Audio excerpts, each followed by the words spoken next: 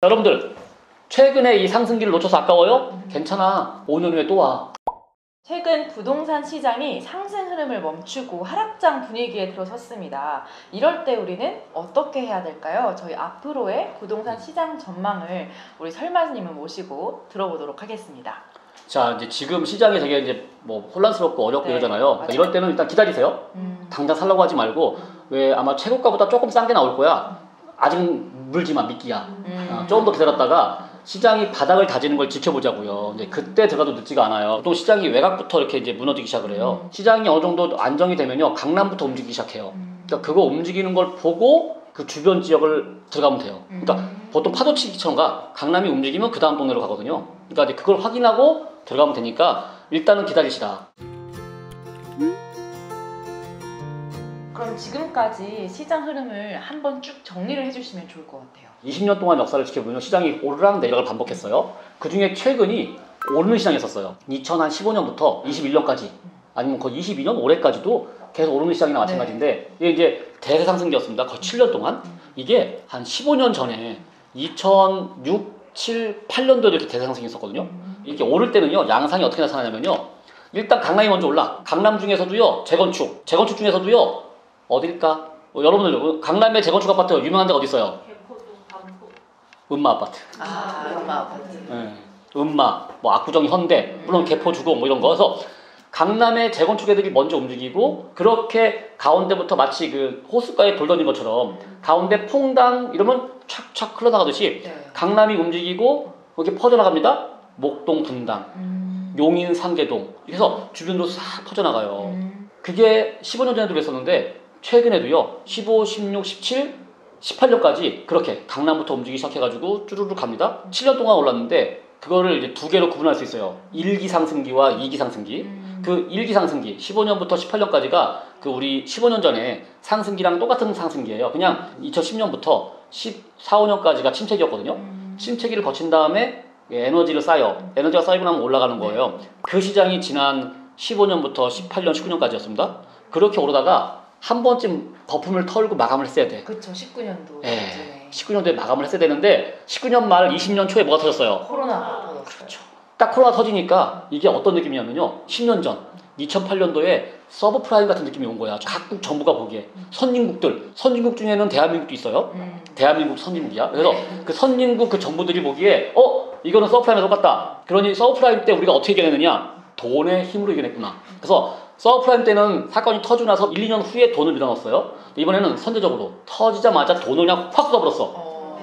그랬더니 그 돈의 힘으로 2차 상승기가 와요. 그래서 이제 20년, 21년, 2년 동안 전 세계의 모든 자산 가치가 다 올라. 뭐 부동산 뿐만이 아니라 뭐 무슨 원자재, 심지어는 암호화폐 이런 가지 모든 게 오릅니다. 자산 가치가 폭등을 해요. 자, 자산 가치 폭등이라는 거는 다른 말로 하면은 뭐예요, 이게? 화폐 가치가 떨어진다. 떨어진 거예요. 화폐 가치가 많이 빠진 거예요. 다른 말로 하면은 또 인플레이션. 그렇죠. 인플레이션이 지금 전 세계적으로 다 문제예요. 그게 좀 이따 이제 그 얘기를 제가 할 건데, 하여간 그래서 최근 7년 동안 대세 상승기가 있었는데 그걸 1기와 2기로 나눠볼 수가 있더라고요. 그래서 1기는 그래도 정상적인 상승기야. 근데 2기는 쩐의 힘으로, 돈의 힘으로 강제로 밀어올린 거라 이거는 좀 거품이 심하지 않냐, 이제 이런 생각이 들어요. 그런데 어쨌거나 근데 이게 정상적인 상승기든 쩐의 힘으로 옮겼던 상승 패턴은 비슷해요. 강남부터 시작해가지고요, 사방으로 퍼져나갑니다. 그 사방으로 퍼져나가는 게 이제 우리가 크게 5개 축을 봐요. 5개 축. 경부축. 경부축은 뻔하죠. 경부선 타고 쭉 내려가는 거야. 그 다음에 이제 이 경인축. 서울에서 인천 방향으로 이렇게 파도치기 쫙 갑니다. 그 다음에 이제 그 일산축. 일산을 거쳐가지고 파주까지. 그 다음에 이제 강북축. 강북에서 의정부에서 이렇게 포천으로 올라가는 게 있고, 그 다음에 이제 또 강서축이 있어요. 송파 거쳐가지고 잠실 거쳐가지고 하남 거쳐가지고 남양주로 가는 거. 그리고 이제 성남 광주축이 또 따로 하나 있지. 성남에서 재개발하면 사람들이 어디로 갈까요? 광주. 그렇지, 뭐 이제 그런 거 또 있다. 시장이 움직일 때는 강남에 먼저 움직인다라고 그렇죠. 생각하면 되겠네요. 그래서 우리가 5천만 국민이 강남 중에서도 뭐 대치동 음마를 쳐다보는 이유가 거기에 투자할 건 아니잖아요. 아니, 안 하는 게 아니라 못 하는 거잖아. 그렇죠. 거기에 투자는 못 하지만 거기를 유심히 관찰하는 거예요. 거기가 움직이면 그 다음 동네가 움직이겠구나. 그러면 이제 내 여건에 맞는 동네에 미리 가 있다가 저쪽에서 움직이는 게 보여. 그럼 파도가 멀리서 오는 것처럼 보이잖아요. 그때 내가 여기 사는 거지. 그럼 이게 파도가 싹 지나쳐요. 아, 그렇구나. 저희가 늘 강남을 주시해야 되는 이유가 여기 있었네요. 그렇죠. 내가 투자 안 할 거지만, 못 할 거지만 주시하자. 그러면 시장이 꺾이는 이 신호나 시그널이 따로 있는지도 궁금해요. 어떤 시그널이 따로 있는 건 아니야. 네. 근데 이제 현상을 보는 거죠. 여러분들이 현장 인간하는 것보다 보면 요즘에 느낌이 어떠냐면요. 시장이 꺾이잖아요. 네. 그러면 외곽이 먼저 꺾여요. 예, 강남이 꺾이진 않아. 강남은요 되려 거꾸로 올라가는 경우도 있어요. 근데 경기도 외곽 지역, 네. 예를 들면 이제 그 제2 외곽순환도로 바깥에 있는 거. 그래서 이제 뭐 평택, 이천, 뭐 포천, 의정부, 남양주 이렇게 해서 경기도 외곽 쪽을 한번 유심히 보세요. 거기서 거래가 멈추거나 심지어는 가격이 빠졌다라는 기사들이 떠요. 네. 이 상태에서 이게 점점 안으로 쪼여와요. 아까는 왜 호수가에 돌 던져가지고 파문이 양쪽으로 퍼진 걸 얘기했잖아. 이제는 거꾸로 호수가가 언다 생각하면 돼요. 얼어. 얼 때는 가장자부터 얼기 시작해가지고 안으로 쪼여오잖아요. 네. 그러니까 이런 느낌으로 점점 안으로 쪼여오는 느낌이 나요. 그래서 여러분들이 임장을 꾸준히 다니다 보면요. 점점점 이게 거래가 멈췄거나 또는 거래가 꺾였다 또는 가격이 빠졌다는 게 강남 쪽으로 오는 게 느껴질 겁니다. 이게 비슷한 현상이 언제 있었냐면요. 2008년도에 자 2008년도에 그 당시 제가 카페에다 썼던 그 기록이 있어요. 그때 다녀보니까 드디어 뭐 외곽인데 가격이 꺾였다. 아니 꺾였다가 아니라 거래가 없다. 그러니까 예를 들면 이거야. 어떻게 보면 요즘하고 비슷한데요. 아파트 가격이 분명히 오르긴 올랐어. 내가 1억에 샀는데 이게 2억이야. 2억에 내놨는데 안 팔리긴 하지만 2억이야. 이 느낌. 어떤 느낌인지 아세요? 그러니까 네. 지금은 안 팔려. 안 팔리는데 어쨌거나 2억이야 하고 정신승리를 하고 있어요. 네. 그러니까 우리가 흔히 이제 이런 생각 때 옛날 일이다 보니까 기억이 흐릿한데 서브프라임이 빵 터지면서 시장이 꺾였다고 생각하거든요.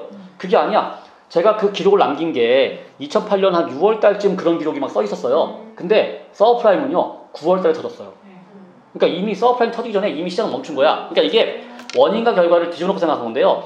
리먼 브라더스가 파산해가지고 세상이 망한 게 아니라 세상이 망했으니까 리먼 브라더스가 파산한 거예요. 이제 사람들이 근데 왜 그런 거 있죠? 꿩이 왜 사냥꾼 피하는 방법 알아요? 대가리만 그냥 쳐박아 숲속에다가. 도망가는 게 아니라 자기만 안 보이면 없다고 생각해. 그러니까 투자자들이 그래요. 분명히 왜 저기서 위기가 오고 있고 뭔가 안 좋은 신호가 오는데 그냥 그걸 안 봐버려. 그냥 자꾸 의도적으로 무시하거나 아니면 뭔가 무의식적으로 무시해요. 자꾸만 무시하면서 아니야 별일 없겠지 이러는 거예요. 그러다가 2008년도에 그게 이제 결국은 뻥 터진 거고 리먼이 파산을 하게 된 거고 이제 그다음부터 이제 어떤 현상이 발생하기 시작하느냐 이제 은행들이나 정부에서 금리를 올리기 시작해요. 이게 이제 금리가 올라가는 이유가 서브프라임 때도 그렇고요. 지금도 그렇고요. 자산들이 많이 올랐어요. 자산 가치가 많이 올라갔다는 얘기는 아까 얘기한 대로 화폐 가치 하락, 즉 인플레이션이에요. 자, 인플레이션을 잡는 방법은요. 금리밖에 뭐 다른 수단이 별로 없어. 올려야 돼. 어쩔 수 없어. 회수해야 되니까. 그래서 이제 금리 올라가기 시작하고요. 그 다음에 이제 뭐 채권 만기가 돼. 그럼 웬만하면 연장해줄 것도 연장 안 해줘. 그냥 갚으세요가 되는 거야. 금리 인상은 유동성을 회수해야 되니까 하는 거예요. 그다음에 두 번째, 채권에 쓰면 왜 그런 거냐? 은행은 본능적으로 느껴요. 이거 위험하구나. 요대로 놔뒀다가 회수 못할 수도 있겠구나. 그러니 만기된 애들한테 쪼이는 거지. 만기잖아요. 연장 안 됩니다. 갚으세요.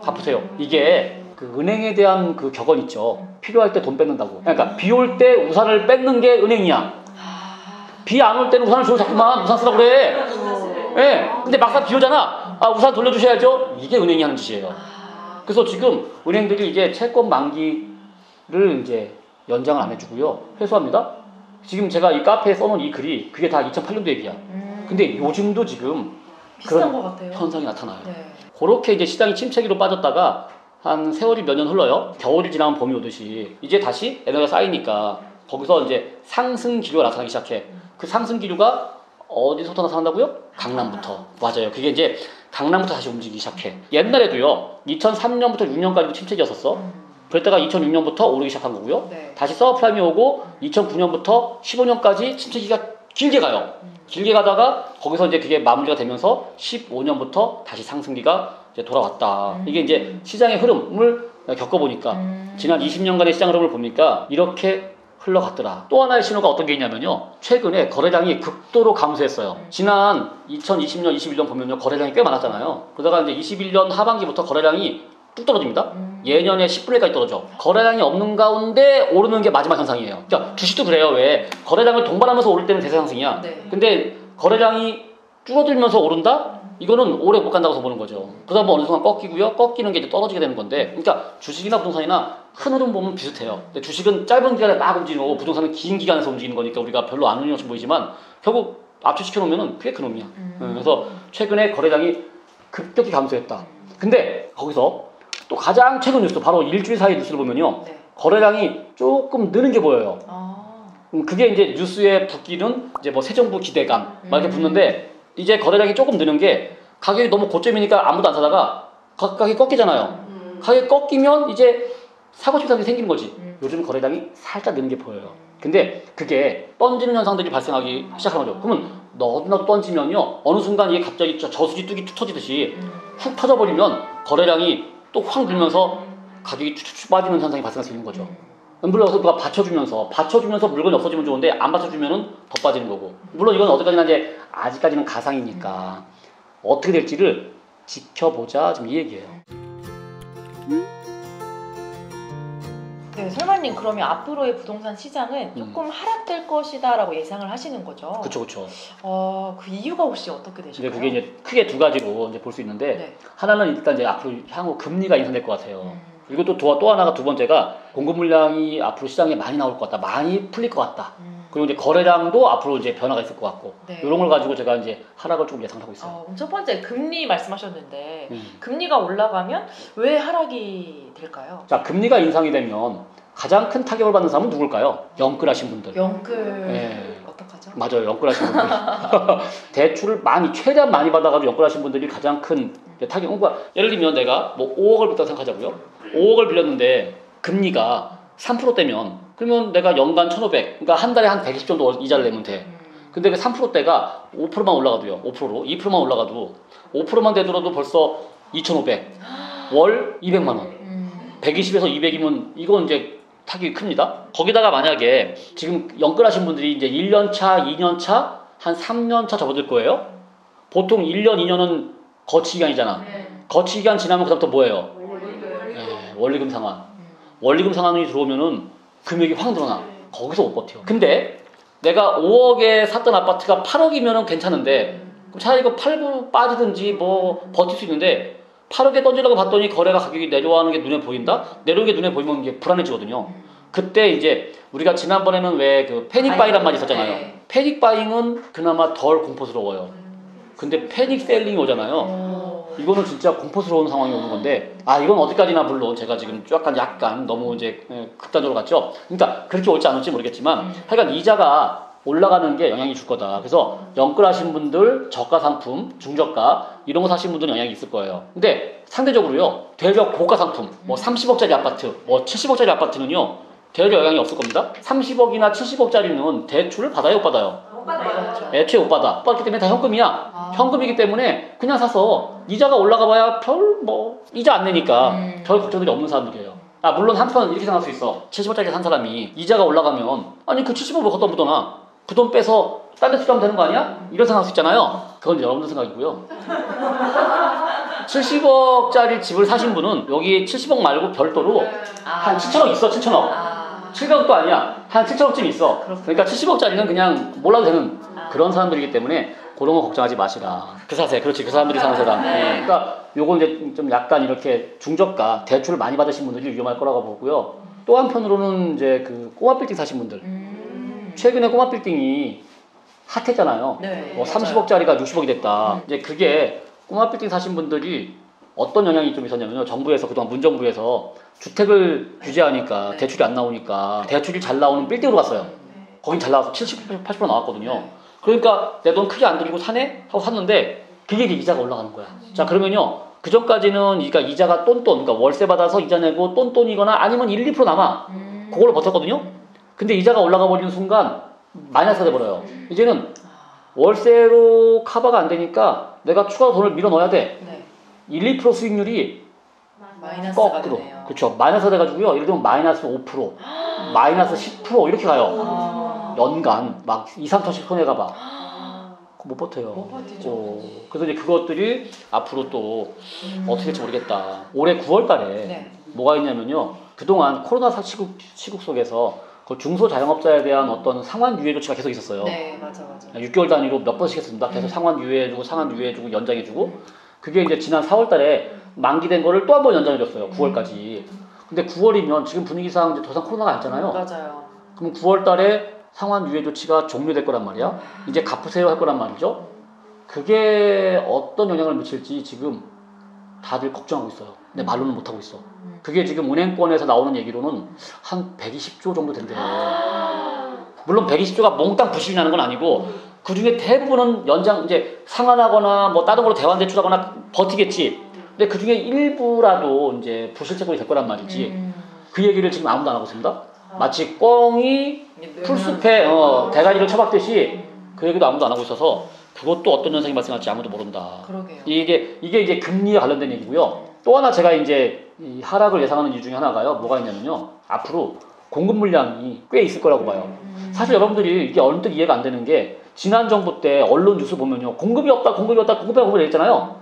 그건 사실 언론들의 일종의 프레임이었고요. 공급 되게 많이 했어요. 사실은. 그러니까 이게 시장이 오를 때는요.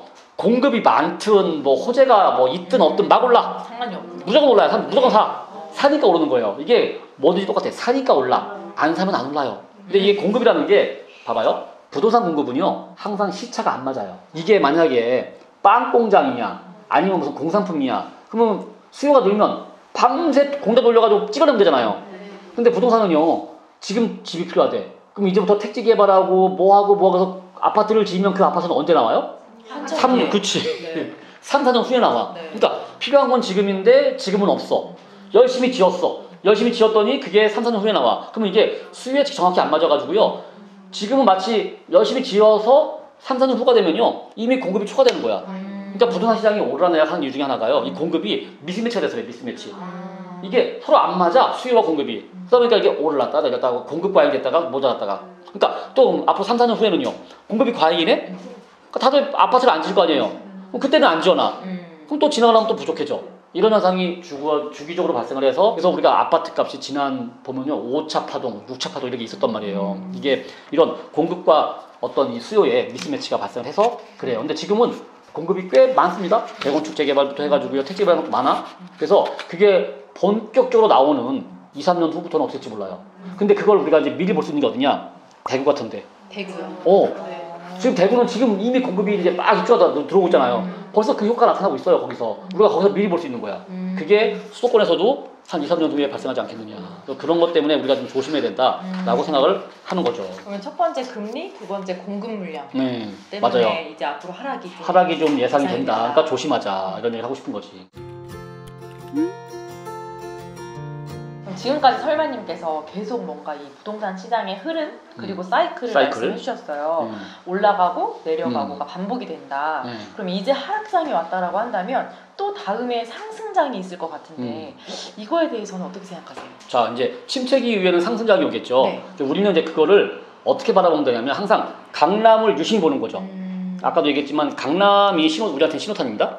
강남에서 먼저 움직인다. 그럼 이제 하락장이 멈췄구나. 이제 상승장으로 전환하나 보다라고 보시면 돼요. 그래서 이게 우리가 아까 이제 그 얘기 했잖아요. 강남을 중심으로 사방으로 뻗어나간다. 5축 네. 얘기했잖아요. 바로 그걸 보는 거야. 이제 지금부터 다가온 하락장 속을 이제 여러분이 버텼어요. 네. 몇 년 동안. 네. 버티고 나면 그 몇 년 후에 상승장이 온다. 이제 강남이 움직인다. 그러면 얼른 이제 그때부터 여러분들이 그 5축 중에서 5개 축 중에서 내가 여러분들 그동안 아마 앞마당을 파고 공부하고 있을 거 아닙니까? 앞마당을 공부해놨을 테니까 그 앞마당에 가서 대기하고 있어. 그럼 이제 강남서부터 파도가 오기 전에 먼저 거기서 선점하는 거죠. 그냥 뭐 경매가 됐든 금매가 됐든 사놓고 있어. 그럼 이제 파도가 훅 지나갑니다. 지나가서 집값이 훅 떠. 그때 팔고 빠지는 거지.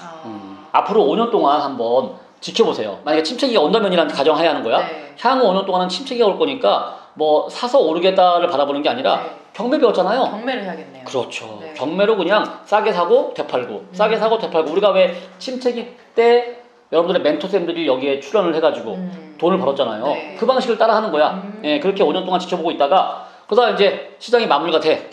이제 오르는 게 눈에 보여. 어디를 보라고? 강남. 예, 고개 들어 강남을 보라. 너의 미래가 거기 있다. 여러분들이 왜? 그러면 강남이 빠졌을 때 강남에 들어가면 되는 거 아니에요? 이런 생각. 강남이 많이 오르니까 들어가면 좋지.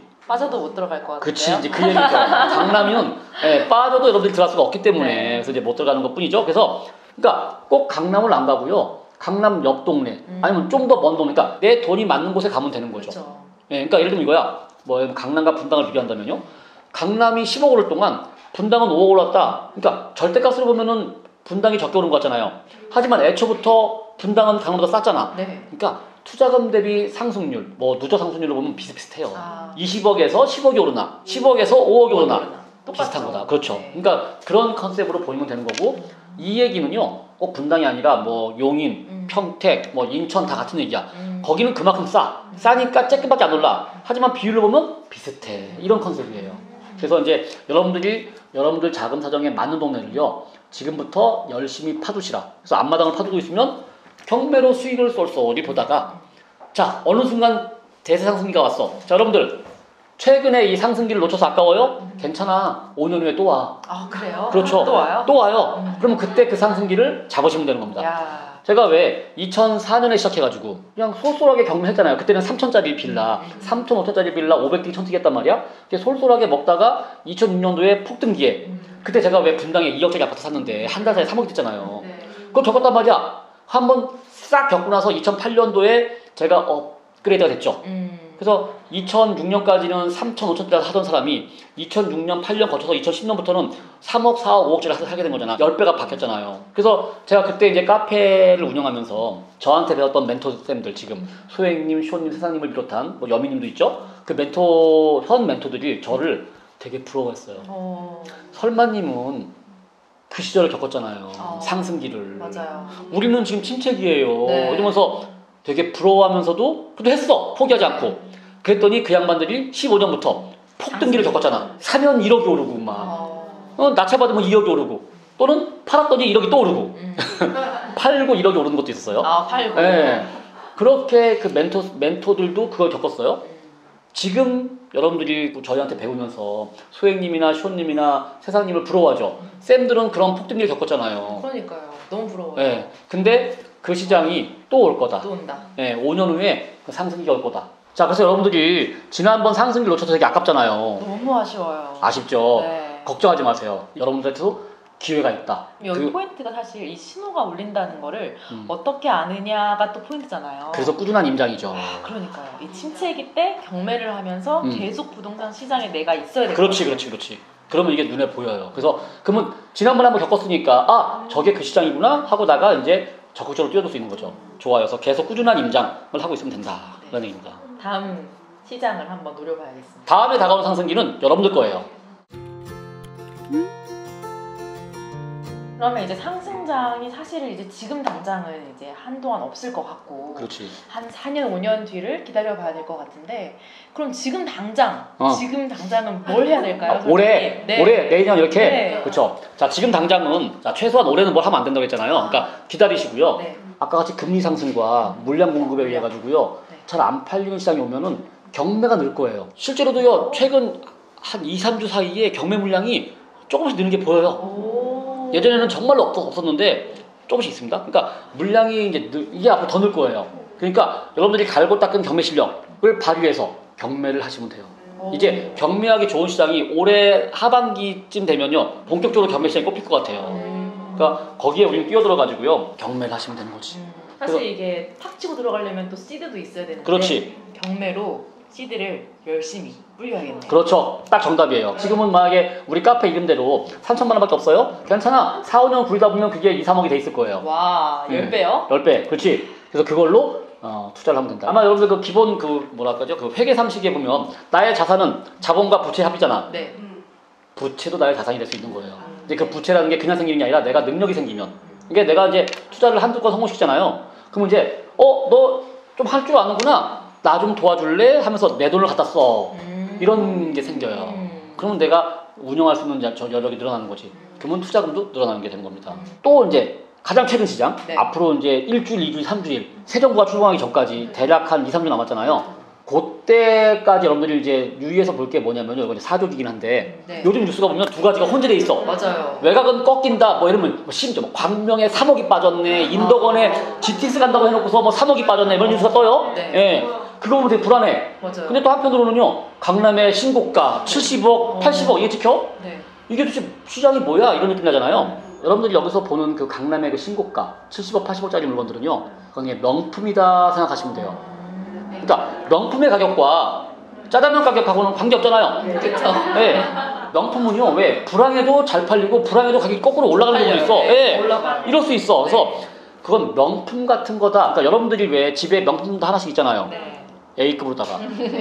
그치? A급으로도 하나씩 있잖아. 예. 그 A급 말고 진짜 명품. 시장 상황과 아무 상관없어요. 그래서 강남권의 그 70억, 80억, 100억짜리는 그냥 그들만의 세상에서 그들만의 리그로 움직이는 거니까 그 뉴스는 그냥 흘려버리시고 보지 말지. 그거 아니야. 그거 아니고요. 진짜는 그 밑에 가격들, 일반적인 가격들, 그냥 강남에 한 3, 40억짜리 물건들 있잖아요. 여러분들이 하는 거. 20억짜리. 예.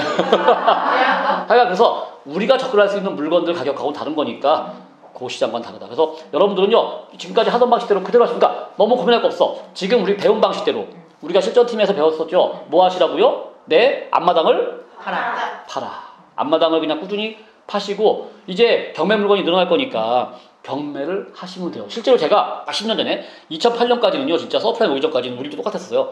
경매 물건이 할 게 없어. 가격이 오르니까 낙찰가는 120%고요. 안 나와 물건이. 맞아. 그러다가 이제 서프라임이 딱 꺾이고 시장이 탁 꺾이는 순간 2009년부터요, 경매 물량이 쫙 나오더라고요. 그래서 그때 제가 또 입찰하기 시작했어요.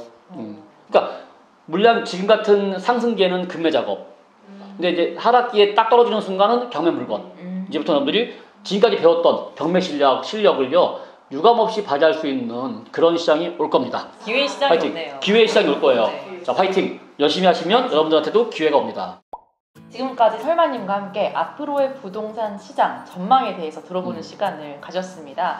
상승장, 하락장, 그리고 침체기를 좀 꾸준하게 계속 주기적으로 저희가 예의주시해야 될 것 같은데요. 앞으로 이제 침체기, 그리고 상승장이 또 오는 이 기회를 잡기 위해서 우리가 한 향후 5년간은 경매에 집중해야 될 것 같습니다. 다 같이 홈336에서 만나시면 될 것 같네요. 예, 맞습니다. 336에서 만나요. 자, 336에서 만나요. 안녕. 네.